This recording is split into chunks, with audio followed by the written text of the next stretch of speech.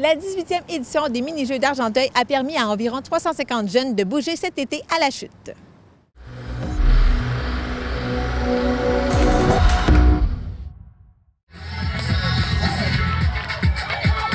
C'est dans une ambiance festive que les 18e mini-jeux ont eu lieu le 8 août dernier sur les terrains des écoles secondaires de la Chute, comme le décrit la directrice générale adjointe de la MRC d'Argenteuil. On a été très chanceux avec la température, donc Dame Nature a été de notre côté.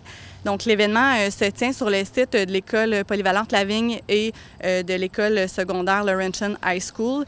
Donc il y a des sports qui se tiennent à l'extérieur, d'autres à l'intérieur.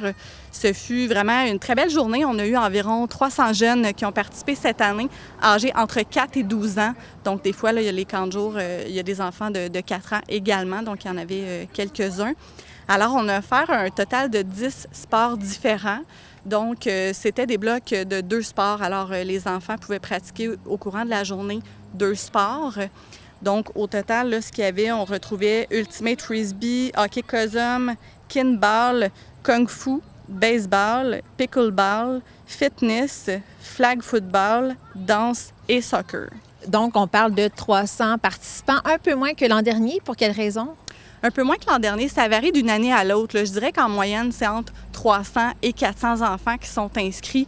Ça peut être pour différents facteurs, là, des fois les vacances familiales et autres. Effectivement, cette année, on a décidé de changer la date. Là, on a fait un test parce qu'habituellement, c'est le 2e jeudi du mois de juillet qu'on tient l'événement des mini-jeux. C'est toujours un petit défi au niveau notamment là, de la coordination pour les camps de jour. Donc, c'est pas longtemps après la fin des classes et tout ça. Le début des camps de jour a commencé. Les animateurs et les responsables ne connaissent pas nécessairement encore là, tous les enfants. Fait que ça arrive vite avec le début de l'été. On s'est dit pourquoi ne pas faire le test là, d'essayer un petit peu plus tard dans la saison, au mois d'août, pour se donner la chance là, d'avoir une meilleure coordination, une meilleure planification de l'événement.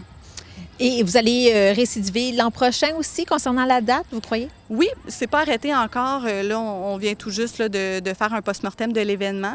On ne s'est pas encore penché là, à savoir si on va le refaire au mois d'août ou si on revient à la date initiale de juillet. Là, on va se pencher là-dessus au courant des prochains mois.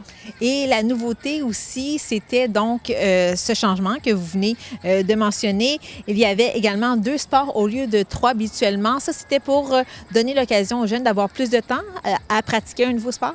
Effectivement. Donc, par le passé, chaque enfant avait le loisir d'essayer 3 sports durant la journée. Donc, on offrait un total de 15 sports différents. Ça apportait son lot de défis au niveau de la logistique parce que ça nécessite des déplacements entre chaque bloc de sport. Donc, forcément que ça venait impacter le temps de pratique des sports pour les enfants. Fait qu'on s'est dit, pourquoi pas essayer cette année 2 sports au lieu de 3? De cette façon-là, ils peuvent le pratiquer pendant une durée un petit peu plus longue. Donc, on trouvait que c'était intéressant pour les enfants. Puis c'est sûr que ça facilite également au niveau de la logistique des déplacements sur le terrain. Fait que ça fait une journée un petit peu plus... un petit peu moins... Un peu plus relax. Un peu plus relax, effectivement, oui, c'est ça. Et concernant le trophée qui est remis à chaque année, trophée A.T. Joe Gilmore, il a été remis à qui cette année? Cette année à la Ville de la Chute. Et il y avait également des prix de présence là, qui ont été remis.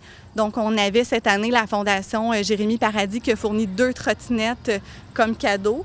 Alors, les répondants sportifs cette année sélectionnaient les jeunes qui s'étaient démarqués au niveau de l'esprit sportif. Et parmi ces jeunes-là, donc, les trottinettes ont été tirées au sort. Il y avait également d'autres prix de présence là, qui avaient été remis là, par Méli-Mélo et le Tic Géant notamment, là, parmi tous les participants cette année.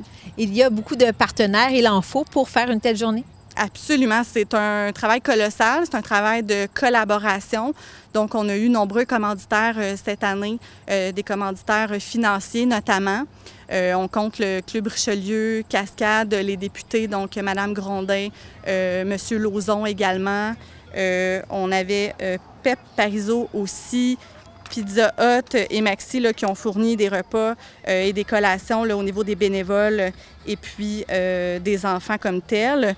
On retrouvait également le Club Lyon, la Caisse des Jardins, des Décréations, Club Richelieu, je ne sais pas si je l'ai nommé.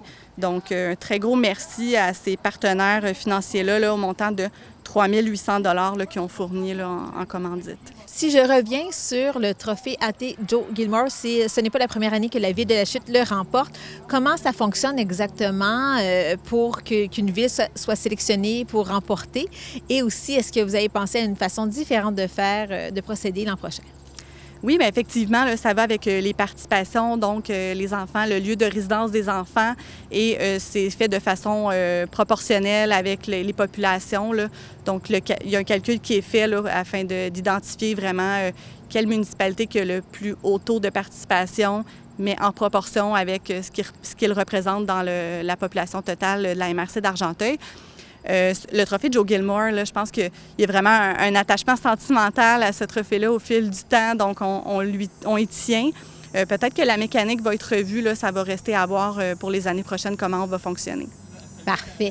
Et donc, est-ce qu'on peut déjà penser donc à l'année prochaine? On ne sait pas encore la date, mais ce sera un rendez-vous à ne pas manquer pour les jeunes? Absolument. C'est un incontournable. C'est un événement qui rend fier non seulement la MRC d'Argenteuil, mais je crois aussi la communauté argenteuilloise. Donc, c'est sûr qu'on va poursuivre avec les années futures et toujours viser à améliorer l'événement pour faire en sorte que ce soit une expérience intéressante pour les enfants.